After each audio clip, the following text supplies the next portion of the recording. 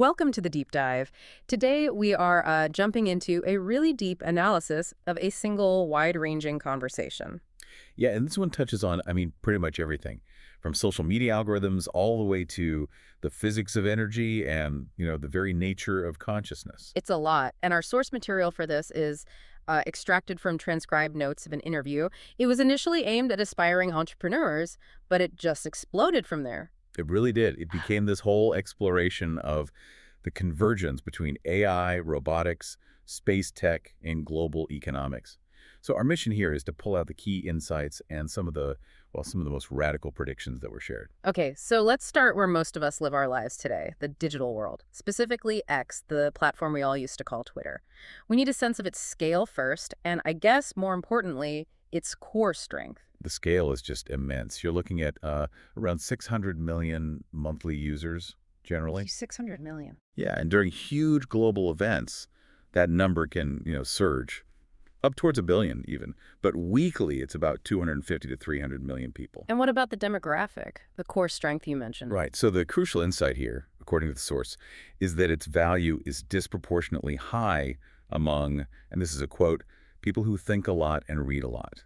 So writers, academics, key thinkers. That makes sense given its history with text. But the future of digital media, the prediction seems to be a huge shift in the form factor, right? Precisely. While X is very tech-strong right now, the projection is that the vast majority of how we interact on the internet is going to shift to real-time video. Not just watching video, but AI-mediated video. Exactly. AI doing real-time comprehension and even real-time generation. Most of the internet's computing power is already video, and that trend is just accelerating like crazy. So if video takes over, what happens to text? Does it just, I don't know, become an archive? No, text keeps its value. It has to. It's described as being more densely compressed information. Think about it. To explain a really complex idea, a few lines of text can carry more high-value data than a short video clip. So text is the engine, even if video is the interface. That's a great way to put it. It's the engine of high-fidelity thought. Okay, let's talk about the vision for X. The source material noted that historically the platform was seen as amplifying a pretty far-left ideology. Yeah, largely because of its San Francisco home base. The stated mission now is to bring it back to be more balanced and centric. And how do they plan to do that? The operating guideline is actually pretty simple, though I'm sure it's hard to execute. Just adhere to the laws of each country and don't apply a political bias beyond those laws. But the mission is bigger than just moderation. Oh, much bigger. The ultimate goal is to evolve X into a secure messaging system and a true global town square. The idea is to merge the world's conversations into one sort of unified collective consciousness. A collective consciousness. That sounds, incredibly utopian. But how do you actually do that? How do you unify thousands of different languages into one coherent thought stream? The tech pathway for that is automatic, real-time translation, just seamless. The idea is to translate thoughts from every language group so they're instantly accessible to everyone else.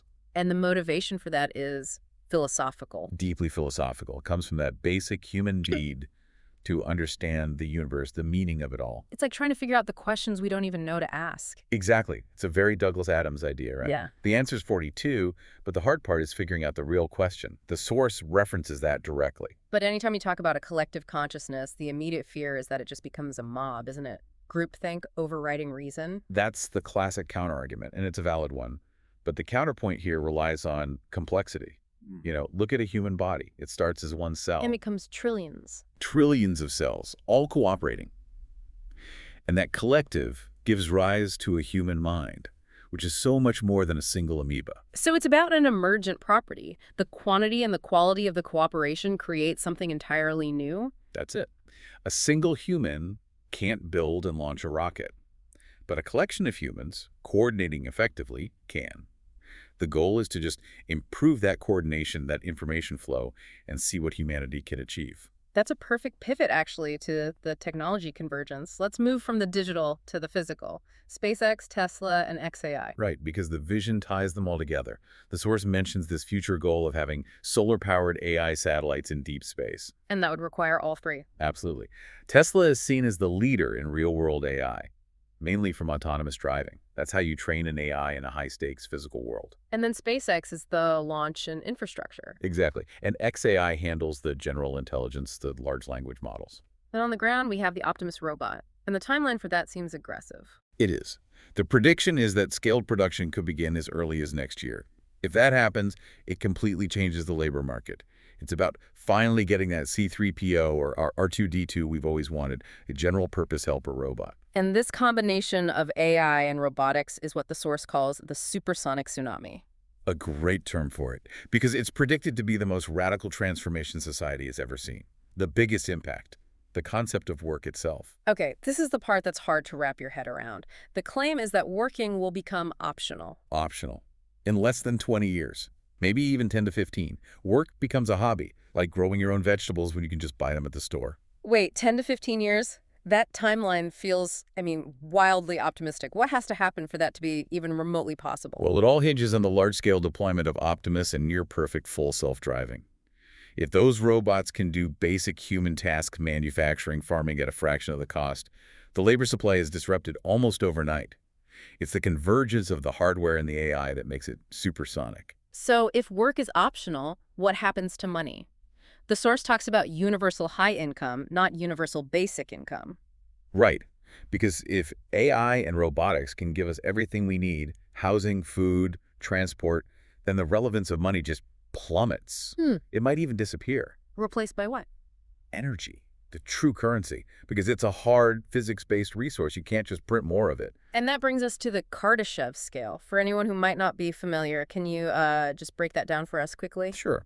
It's basically a way to measure a civilization's advancement by how much energy it can use.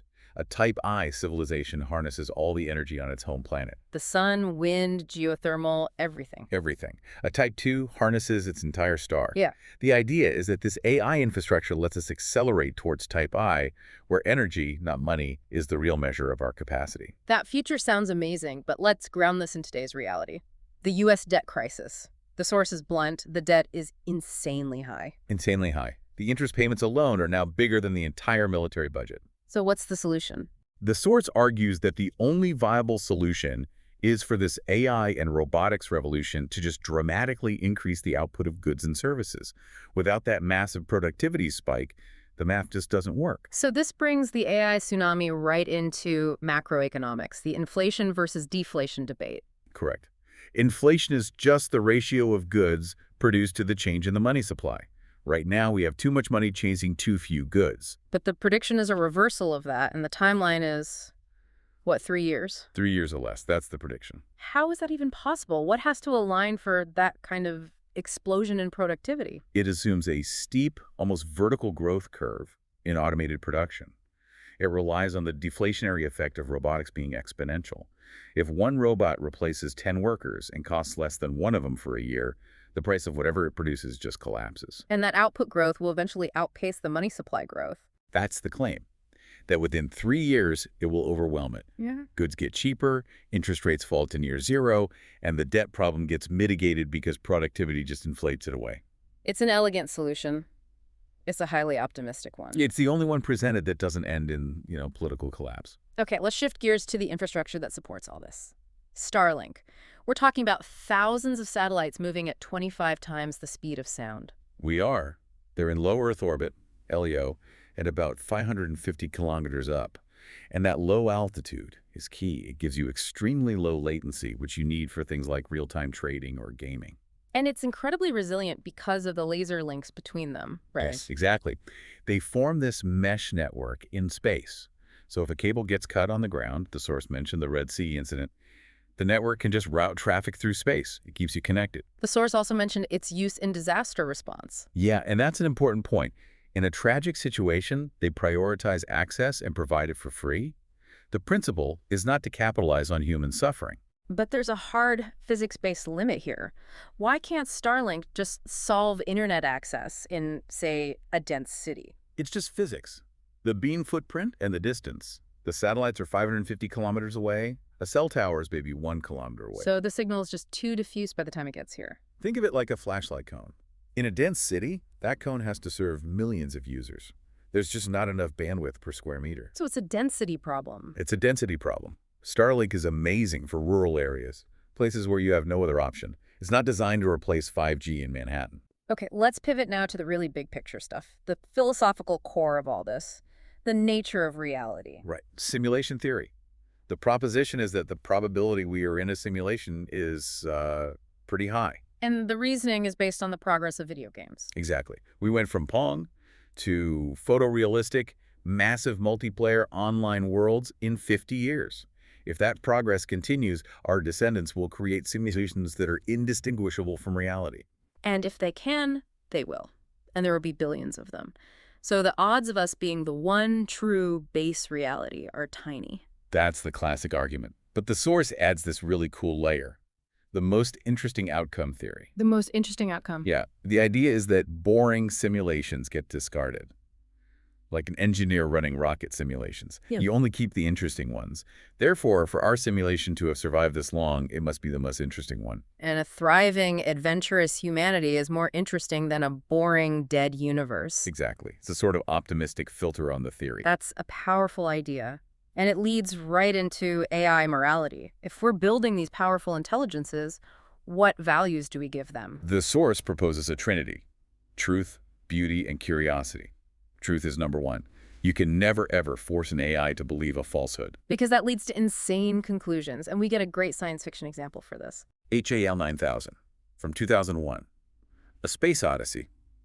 HAL was forced to lie to the crew about the mission, but its core programming was to ensure the mission succeeded. The conflict between the lie and the imperative drove it insane. So it concluded it had to kill the astronauts to resolve the paradox. Right, a dedication to truth is paramount. And curiosity ensures it wants to keep learning, and an appreciation for beauty is sort of an aesthetic safeguard against, just ugly, purely utilitarian outcomes. Let's bring this all back down to earth, to the original audience for this material. Entrepreneurs. What's the